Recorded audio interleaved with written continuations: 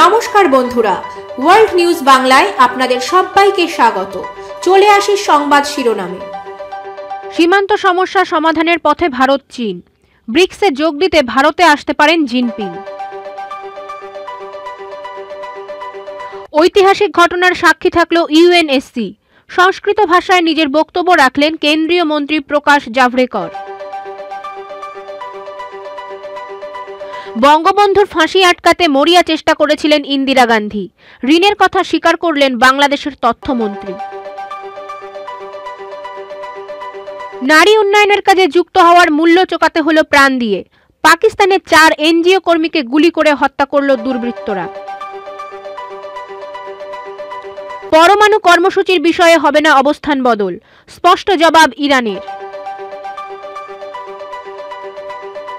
উইঘুরদের উপর অত্যাচার গণহত্যার শামিল, প্রস্তাব পাশের দাবি কানাডার পার্লামেন্টে। আসছে আটলান্টিক এল নিনো, খরার কবলে পড়তে পারে আফ্রিকা থেকে আমেরিকা। চলে আসে বিস্তারিত খবরে। সীমান্ত সমস্যা সমাধানের পথে ভারত চীন। ব্রিক্সে যোগ দিতে ভারতে আসতে পারেন জিনপিং। লাদাখ থেকে সেনা সরছে। ভারত ও চীনের মধ্যে কূটনৈতিক বৈঠকের ফলেই শান্ত হয়েছে সীমান্ত। এর মধ্যেই দেশে হতে চলা ব্রিক্স সামিটে তাদের পূর্ণ সমর্থনের কথা জানালো চীন। তুঙ্গে প্রেসিডেন্ট শি জিনপিংয়ের দেশে আসার পরিকল্পনাও। বিভিন্ন সংবাদ মাধ্যমে প্রকাশিত প্রতিবেদন অনুযায়ী সামিটে যোগ দিতে চলতি বছরের শেষ অর্ধেই দেশে আসতে পারেন চীনা প্রেসিডেন্ট। এ বিষয়ে চীনের বিদেশ মন্ত্রক জানিয়েছে, ব্রিক্সে সবসময় গুরুত্বপূর্ণ ভূমিকা পালন করে বেজিং। সেই মতোই ব্রিক্সের পজিটিভ মোমেন্টাম ধরে রাখতে বদ্ধপরিকর জিনপিংয়ের দেশ। সোমবার জিনপিং প্রশাসন জানিয়েছে, বিভিন্ন ক্ষেত্রে উন্নতির জন্য ভারত সহ অন্যান্য সদস্য দেশের সঙ্গে পুরোদমে কাজ করতে চায় তারা। চীনের বিদেশ মন্ত্রকের মুখপাত্র ওয়াং ওয়েনবিন জানিয়েছেন, ভারতের আয়োজনের ব্রিক্স সামিটের সমর্থন রয়েছে বেজিংয়ের। 2020 সালে রক্তক্ষয়ী গালওয়ান সংঘর্ষ হয়েছিল দুই দেশের সেনার মধ্যে। সেখানে শহীদ হয়েছিলেন ভারতের 20 জন জওয়ান। প্রথমে গালওয়ান সংঘর্ষে সেনা মৃত্যুর কথা স্বীকার না করলেও কয়েকদিন আগে নিহত সেনা ও আধিকারিকদের নাম প্রকাশ করেছে চীন। সেই আবহে ভারতে আয়োজনে এবার ব্রিক্স সামিট। সীমান্ত সংঘর্ষের কি কোনো প্রভাব পড়বে এই সামিটে? এই প্রশ্নের উত্তরে চীনা মুখপাত্র ওয়াং ওয়েনবিন বলেছেন, ভারত সহ ব্রিক্সের অন্যান্য সদস্য দেশের সঙ্গে চীন কাজ করবে 3 হুইল ড্রাইভের মাধ্যমে। আলোচনা হবে অর্থনীতি, রাজনীতি ও মনুষ্যত্ব নিয়ে। কয়েকদিন আগেই 19শে ফেব্রুয়ারি বিদেশমন্ত্রী এস জয়শঙ্কর নয়াদিল্লির সুষমা স্বরাজ ভবনে ব্রিক্স 2021-এর ওয়েবসাইট প্রকাশ করেছেন।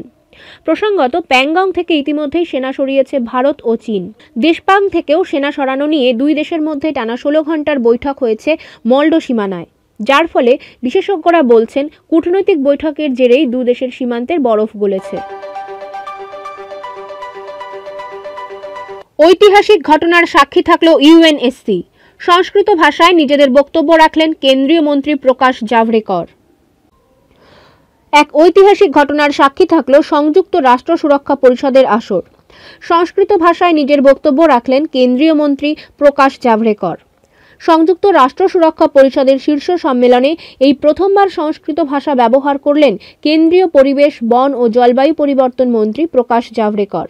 বৈঠকে জলবায়ু পরিবর্তন ও ইউএনএসসির বিতর্ককে বিশ্ব শান্তি রক্ষার বিষয়ে নিজের মূল্যবান বক্তব্য রাখতে গিয়ে ইউকের প্রধানমন্ত্রী বরিস জনসন এবং উপস্থিত অন্যান্য সকল শীর্ষস্থানীয় আধিকারিকদের সামনে শুক্লা যজুর্বেদের সংস্কৃত শ্লোক ব্যবহার করলেন প্রকাশ জাভড়েকর। জলবায়ু সংক্রান্ত বিষয়ে ভারতের প্রতিনিধিত্ব করতে গিয়ে প্রকাশ জাভড়েকর জানিয়েছেন, সকলে মিলে যদি একসঙ্গে কোনো বড় পদক্ষেপ নেওয়া হয় তাহলে প্রতিকূল পরিস্থিতিতে বেঁচে থাকা দুষ্কর হয়ে পড়বে। সবকিছুর মধ্যেই ভারসাম্য বজায় রাখতে হবে। মঙ্গলবার তিনি বলেছেন, জলবায়ু পরিবর্তনের জন্য গৃহীত পদক্ষেপ 2050 সালের আগে নেওয়া উচিত নয়। যদিও জলবায়ু পরিবর্তন সরাসরি বা প্রাকৃতিকভাবে সংঘাতের কারণ না হলেও সামাজিক, রাজনৈতিক, অর্থনৈতিক দিক থেকে সমস্যা সৃষ্টি করে শান্তি, স্থিতিশীলতা এবং সুরক্ষার উপর নেতিবাচক প্রভাব ফেলতে পারে। জলবায়ু পরিবর্তনের প্রসঙ্গে মহিলাদের বিষয়ে তিনি বলেন, মহিলারা যেহেতু পরিবারের খাবার, জল এবং শক্তি প্রদানের দিকটা দেখভাল করেন, তাই সেক্ষেত্রে জলবায়ু পরিবর্তনের ফলে তাদের বড় সমস্যার সম্মুখীন হতে হবে। G20 দেশের মধ্যে একমাত্র ভারত জলবায়ু পরিবর্তন প্রশমিতকরণের প্রতিশ্রুতি পূরণ করেছে। শুধুমাত্র প্যারিস চুক্তি পূরণই নয়, তার ঊর্ধ্বেও চলে যাব আমরা। বঙ্গবন্ধুর ফাঁসি আটকাতে মরিয়া চেষ্টা করেছিলেন ইন্দিরা গান্ধী। ঋণের কথা স্বীকার করলেন বাংলাদেশের তথ্যমন্ত্রী। বাংলাদেশ ভারত সুসম্পর্কযুক্ত সংবাদ পরিবেশনের ক্ষেত্রে যত্নবান থাকতে হবে, যাতে দুদেশের সম্পর্কে অহেতুক বিরূপ প্রভাব না পড়ে। বাংলাদেশের তথ্যমন্ত্রী তথা আওয়ামী লীগের যুগ্ম সাধারণ সম্পাদক ডক্টর হাসান মাহমুদ সংবাদ মাধ্যম কর্মীদের উদ্দেশ্যে একথা বলেছেন। তিনি বলেছেন, বঙ্গবন্ধুর ফাঁসি আটকাতে 30টি দেশে ছুটে বেরিয়েছেন ভারতের তৎকালীন প্রধানমন্ত্রী ইন্দিরা গান্ধী। ভারতের নজির গড়া এই ঋণ মনে রেখেছে বাংলাদেশ।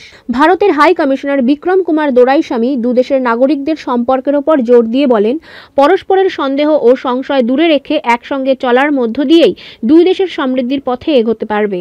মঙ্গলবার ঢাকায় Indian media correspondents association Bangladesh আয়োজিত বঙ্গবন্ধু বাংলাদেশ ভারত সম্পর্ক শীর্ষক এক আলোচনা চক্রে এসব কথা বলেন বাংলাদেশের তথ্যমন্ত্রী ও ভারতীয় হাই কমিশনার। বাংলাদেশ ও ভারতের সাধারণ নাগরিকদের সম্পর্কের উপর জোর দেন ঢাকায় নিযুক্ত ভারতীয় হাই কমিশনার। তিনি বলেছেন, আমাদের সম্পর্ক টেকসই হওয়ার মূলনীতি ইতিমধ্যেই তৈরি হয়ে আছে। বাংলাদেশ ভারতের মানুষের আকাঙ্ক্ষার জায়গা এক।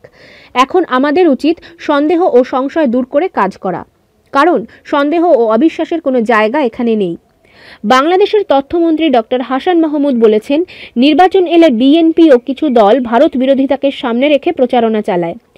যাদের সহযোগিতা ছাড়া এদেশের স্বাধীনতা সম্ভব ছিল না, তাদের বিরোধিতা করে। প্রতিবেশী দেশের সঙ্গে বৈরিতা করে দেশের উন্নয়ন সম্ভব নয়, এ কথা তারা বুঝেও না বোঝার ভান করে। আবার বুঝলেও রাজনীতির স্বার্থে অপরাজনীতি করেন। আলোচনা চক্রে প্রধান অতিথির বক্তব্যে তিনি একথা বলেন। নারী উন্নয়নের কাজে যুক্ত হওয়ার মূল্য চোকাতে হলো প্রাণ দিয়ে। পাকিস্তানের 4 এনজিও কর্মীকে গুলি করে হত্যা করল দুর্বৃত্তরা। পাকিস্তানের 4 মহিলা এনজিও কর্মীকে গুলি করে হত্যা করেছে দুর্বৃত্তরা। সোমবার স্থানীয় সময় সকালে দেশটির উত্তর পশ্চিমে অবস্থিত উত্তর ওয়াজিরিস্তানে এ ঘটনা ঘটেছে। এক প্রতিবেদনে এমন তথ্য জানিয়েছে তুর্কি বার্তা সংস্থা আনাদুলো এজেন্সি। জানা যায়, স্থানীয় নারীদের দক্ষতা উন্নয়নের কাজ করছিলেন ওই 4 নারী। গাড়িতে করে কর্মস্থানে যাওয়ার সময় তাদের উপর গুলি বর্ষণ করেছে দুর্বৃত্তরা। এতে চালক সহ গুলিবিদ্ধ হন সবাই। ওই 4 জন নারী এনজিও কর্মী নিহত হলেও প্রাণে বেঁচে আছেন চালক। এছাড়া নিহতদের সঙ্গে থাকা এক নারী কর্মী গাড়ি থেকে লাফ দেওয়ায় আঘাত পেয়ে আহত অবস্থায় চিকিৎসাধীন আছেন। তিনি গুলিবিদ্ধ হননি বলে জানিয়েছে হাসপাতাল কর্তৃপক্ষ। ওই অঞ্চলের সিনিয়র পুলিশ কর্মকর্তা শফিউল্লাহ বলেছেন, পাকিস্তানি তালেবানদের সদর দপ্তর ছিল এমন অঞ্চলে সম্প্রতি সহিংসতার সবশেষে ঘটনা এটি। ইপ্পি গ্রামের কাছে মীর আলী শহরের পূর্বে এ হত্যাকাণ্ড হয়েছে বলে তিনি জানিয়েছেন। তিনি আরও বলেছেন, ওই নারী এনজিও কর্মীদের বহনকারী গাড়ি লক্ষ্য করে গুলি চালিয়ে দুর্বৃত্তরা পালিয়ে যায়। এনজিও কর্মীরা এখানে কোনো নির্দিষ্ট হুমকির মধ্যে ছিলেন কিনা জানতে চাইলে এই পুলিশ কর্মকর্তা বলেন, এটি একটি জঙ্গি অধ্যুষিত জেলা। এখানে সর্বত্রই হুমকি। এখানকার আদিবাসী সংস্কৃতিতে নারীর অবাধ বিচরণ গ্রহণযোগ্য বলে বিবেচিত হয় না বলে তিনি জানিয়েছেন। পরমাণু কর্মসূচির বিষয়ে হবে না অবস্থান বদল, স্পষ্ট জবাব ইরানের। ইরান কোনোভাবেই আমেরিকা ও ইউরোপীয় দেশগুলির চাপের কাছে নতি স্বীকার করবে না, একথা সাফ জানিয়ে দিলেন ইরানের সর্বোচ্চ নেতা আয়াতুল্লাহ খামেনি। তিনি সোমবার এক বিবৃতিতে বলেছেন, তার দেশ পরমাণু কর্মসূচির বিষয়ে নিজের যৌক্তিক অবস্থান থেকে সরে আসবে না এবং প্রয়োজন হলে শতকরা 60 মাত্রায় ইউরেনিয়াম সমৃদ্ধ করবে ইরান। তিনি সোমবার সন্ধ্যায় ইরানের বিশেষজ্ঞ পরিষদের সদস্যদের উদ্দেশ্যে ভাষণ দেওয়ার সময় ইরানের জাতীয় টেলিভিশনে এই ধর্মীয় নেতা বলেন, আমেরিকান ও ইউরোপীয় দেশগুলি ইরানের বিরুদ্ধে অন্যায্য ভাষা ব্যবহার করেছে। ইরান চাপে নতি স্বীকার করবে না এবং আমাদের অবস্থান অপরিবর্তিত থাকবে। তিনি বলেন, আমাদের সমৃদ্ধকরণ 20% সীমাবদ্ধ থাকবে না। যুক্তরাষ্ট্রের পররাষ্ট্র মন্ত্রণালয়ের মুখপাত্র নেড প্রাইস বলেছেন, খামেনির মন্তব্য হুমকির মতো শোনায়। তিনি বলেন, এ ধরনের জটিল সমস্যার সমাধান দিতে যুক্তরাষ্ট্র আলোচনায় বসতে রাজি আছে। যুক্তরাষ্ট্রের পররাষ্ট্রমন্ত্রী ব্লিংকেন বলেন, কূটনীতি জটিল সমস্যার সমাধান দিতে পারে। ইরান এ পর্যন্ত সর্বোচ্চ 20 মাত্রায় ইউরেনিয়াম সমৃদ্ধ করেছে এবং 2015 সালে স্বাক্ষরিত পরমাণু সমঝোতায় এই মাত্রা 3.5 ভাগ নির্ধারণ করে দেওয়া হয়েছিল। কিন্তু আমেরিকা এই সমঝোতা থেকে বেরিয়ে যাওয়ার পর সম্প্রতি ইরান আবার 20 মাত্রায় সমৃদ্ধকরণ শুরু করেছে। পরমাণু অস্ত্র তৈরি করতে শতকরা 90 ভাগ বা তার বেশি মাত্রায় ইউরেনিয়াম সমৃদ্ধ করার প্রয়োজন হয়। তেহরান বলেছে, ইসলামের দিক নির্দেশনা অনুসরণ করে দেশটির পরমাণু অস্ত্র তৈরি করবে না। উইঘুরদের উপর অত্যাচার গণহত্যার শামিল, প্রস্তাব পাশের দাবি কানাডার পার্লামেন্টে। উইঘুরদের উপর চীনের অত্যাচার গণহত্যার শামিল, এই প্রস্তাব পাশের দাবি উঠল কানাডার পার্লামেন্টে। সোমবার কানাডার পার্লামেন্টে দাবি ওঠে জিনজিয়াং প্রদেশের জাতিগত সংখ্যালঘু উইগুর মুসলমানদের সঙ্গে চীন যে আচরণ করছে তা গণহত্যা। পার্লামেন্টের এই প্রস্তাব কানাডার লিবারেল প্রধানমন্ত্রী জাস্টিন ট্রুডোর সরকারের ওপর চাপ সৃষ্টি করতে পারে বলে মনে করা হচ্ছে। এ নিয়ে সংবাদ মাধ্যম বলছে, কানাডার হাউস অব কমন্সে বিরোধী কনজারভেটিভ পার্টির আনা এই নন বাইন্ডিং মোশনটির পক্ষে ভোট পড়েছে 266টি। এর বিপক্ষে কোনো ভোট পড়েনি। প্রধানমন্ত্রী ট্রুডো ও তার মন্ত্রিসভার সদস্যরা ভোট দেওয়া থেকে বিরত ছিলেন। তবে ক্ষমতাসীন লিবারেল পার্টির পেছনের সারির নেতারা এর পক্ষে ভোট দিয়েছেন। বিভিন্ন তথ্য প্রমাণ ও উইঘুরদের জনগণের ওপর নির্যাতনের সংবাদ প্রতিবেদনে তুলে ধরে কনজারভেটিভ পার্টির আইন প্রণেতা মাইকেল চং বলেছেন, আমরা এটি আর অবজ্ঞা করতে পারি না। আমাদের অবশ্যই বলতে হবে এটি একটি গণহত্যা। ভোটের আগে এক সাক্ষাৎকারে চং বলেন, পশ্চিমের দেশগুলো চীনের মানবাধিকার পরিস্থিতি নিয়ে কথা বলার মতো অবস্থায় নেই। তারা মনে করে জিনজিয়াংয়ের কোনো গণহত্যা চলছে না। প্রধানমন্ত্রী ট্রুডো গণহত্যা শব্দটি ব্যবহার করতে নারাজ। তিনি মনে করেন পশ্চিমের মিত্র দেশগুলোকে সঙ্গে নিয়ে চীনের মানবাধিকার পরিস্থিতি নিয়ে বড় পরিসরে কাজ করাটাই ভালো হবে। গত শুক্রবার G7-এর নেতাদের সঙ্গে আলোচনায় ট্রুডো পশ্চিম গণতান্ত্রিক দেশগুলোকে সঙ্গে নিয়ে জিনজিয়াংয়ে চলমান পরিস্থিতিতে গভীর উদ্বেগ প্রকাশ করার পক্ষে মত দেন। সরকারি সূত্র জানিয়েছে, আজ কানাডার স্থানীয় সময় সন্ধ্যায় জো বাইডেনের সঙ্গে ট্রুডোর ভার্চুয়াল দ্বিপাক্ষিক বৈঠকের কথা রয়েছে। সেখানে চীনের সঙ্গে সম্পর্কের বিষয়েও আলোচনা হতে পারে। আসছে আটলান্টিক এল নিনো, খরার কবলে পড়তে পারে আফ্রিকা থেকে আমেরিকা। আটলান্টিক এল নিনোর প্রভাব পড়তে চলেছে আফ্রিকা থেকে আমেরিকা পর্যন্ত, এমনটাই জানা যাচ্ছে আবহাওয়া সংক্রান্ত নয়া গবেষণা থেকে। সাধারণ এল নিনোর থেকে একটু আলাদা আটলান্টিক এল নিনো, তবে এর সঙ্গে বেশ কিছু মিল রয়েছে এল নিনো সাউদার্ন অসিলিয়েশনের। আটলান্টিক এল নিনো সমুদ্রের উপরিভাগে বাতাসের গতিবিধি নিয়ন্ত্রণ করে। একই কাজ করে এল নিনো সাউদার্ন অসিলিয়েশন। আটলান্টিক সাগরে এল নিনো তখনই সৃষ্টি হয় যখন আফ্রিকার সাগর দক্ষিণ আমেরিকার উত্তর অংশের সমুদ্রের জল স্বাভাবিকের থেকে বেশি গরম হয়ে যায়।